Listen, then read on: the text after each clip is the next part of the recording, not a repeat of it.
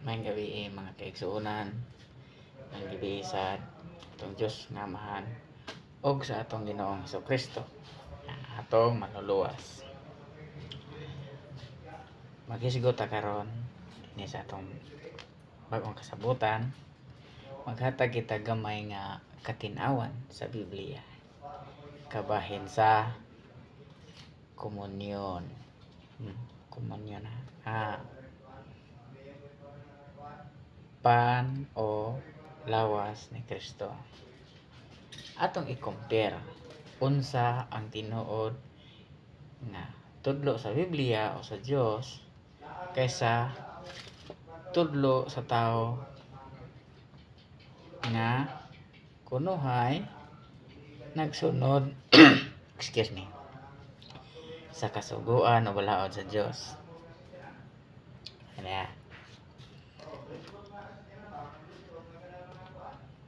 Sa pangibaw-an kay sa Iglesia ni Kristo, kung mangaon kuno sila sa kanang lawas ni Kristo, dugmukon magiguro na ang pan ug ang bino na coke mo siguro na. Sige nagmay kayo ben-benon dyan na tanan. Sa Katoliko sad hostia, lawas ni Kristo. Na nga nata amin Katoliko ba sa una. Unya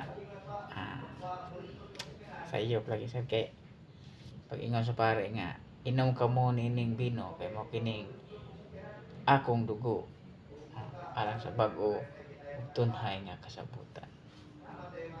Pero sa maminom, inom ako din to. Inom ako sa akong dugo. Kaya pare ra may mainom sa bino dili man ang mga tao. Iana ra man dito paibog ra ba. Tuk-an mga tao sa hostia nga gikan sa Good Shepherd. Walay bino, wa maluwas. Atong pasahon na. Aron atong matag-ang linaw. Sa Juan kapitulo 6 bersikulo 60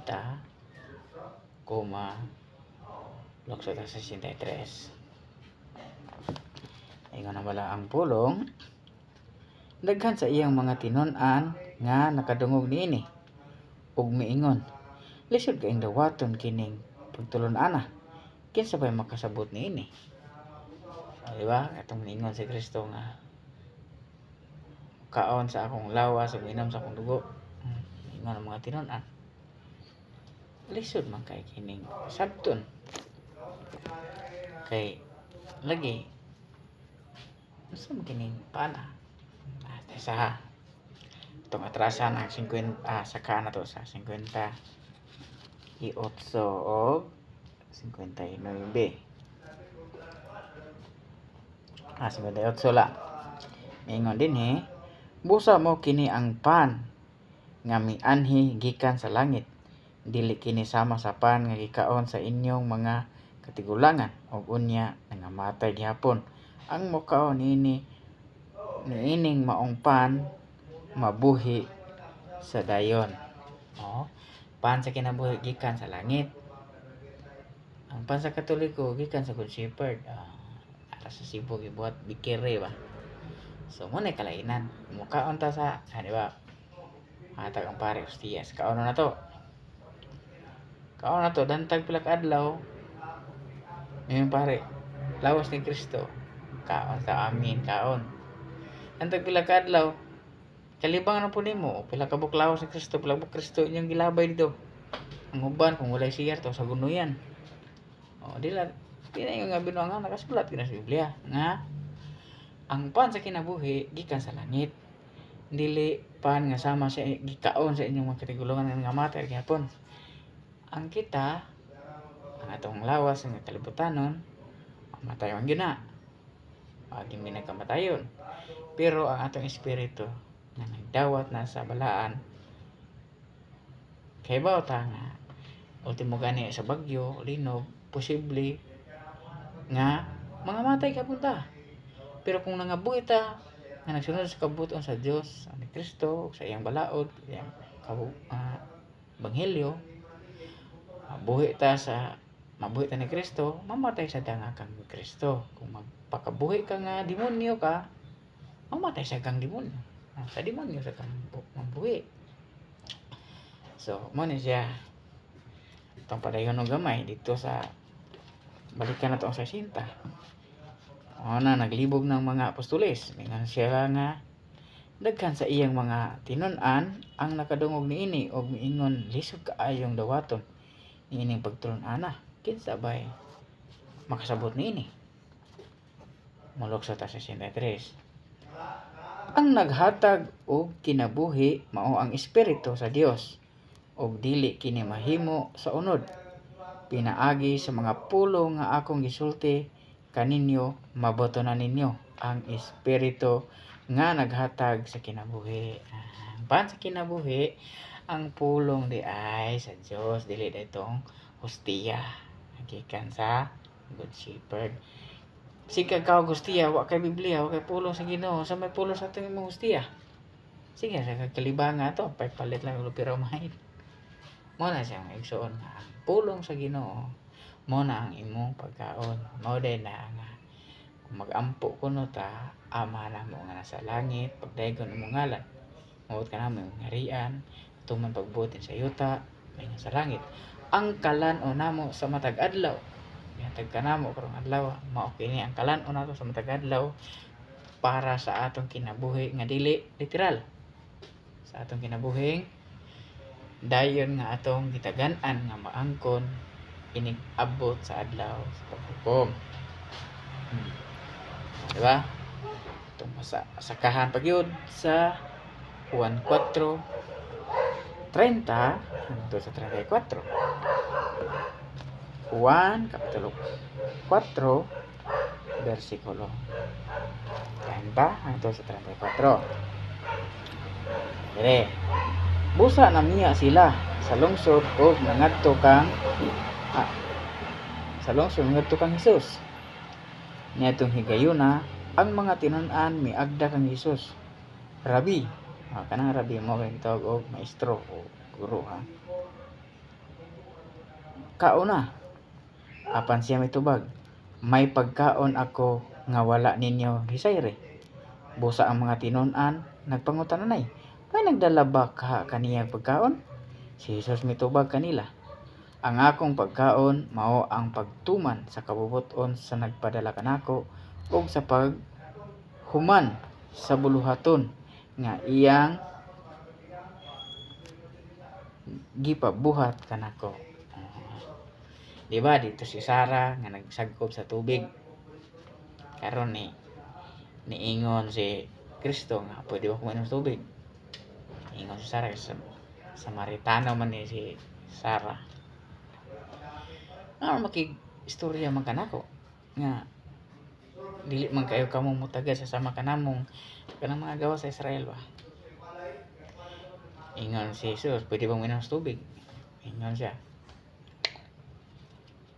lisod ang pagkuha sa tubig kasi nga lawom wala sa kay timba. Ingon si Kristo nga, apan kung minom ka sa tubig nga gikan sa langit, minom ka sa tubig nga kung ihatag kanimo, dili ang tubig nga gikan sa langit, dili ka na uhawon. Mingon sa siya nga, mingon sa ang babae nga si Sara, pwede ba kung mainom anar di nagikuhawon? Hantod nag-istoryahan nila, hantod nga nangabot ang mga apostoles nga gikan sa lungsod. Yagda niyang pangaon. Nilag pangaon, pero nana siya pagkaon. Sa mayang pagkaon, ang mga pulong, yung review basa. Ningon siya nga,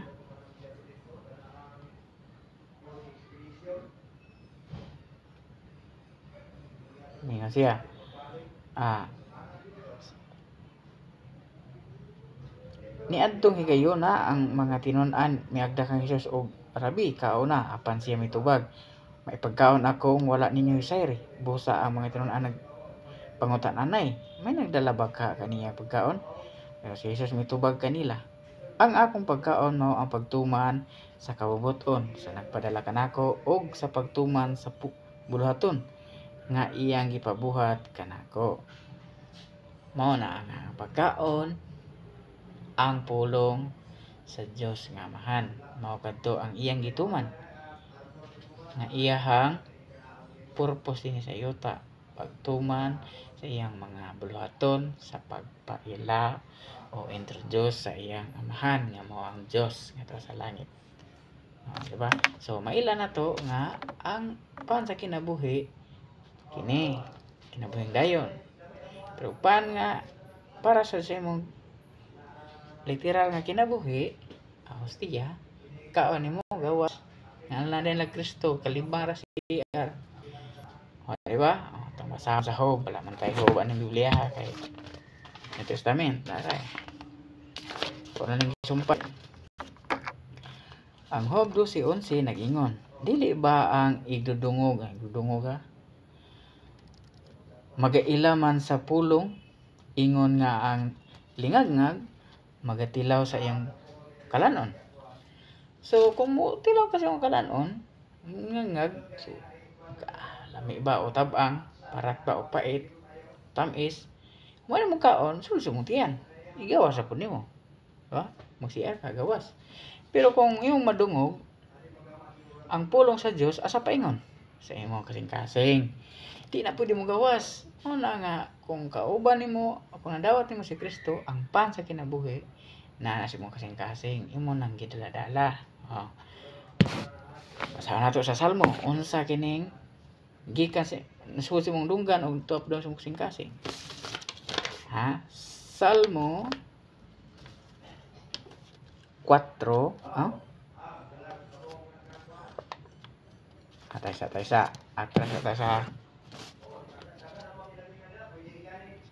Mateo 4:4.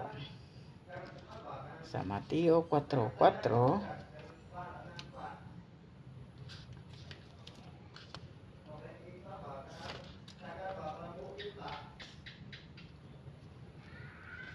tumasaw na Kapitulo 4, versikulo 4. Mitubag si Jesus.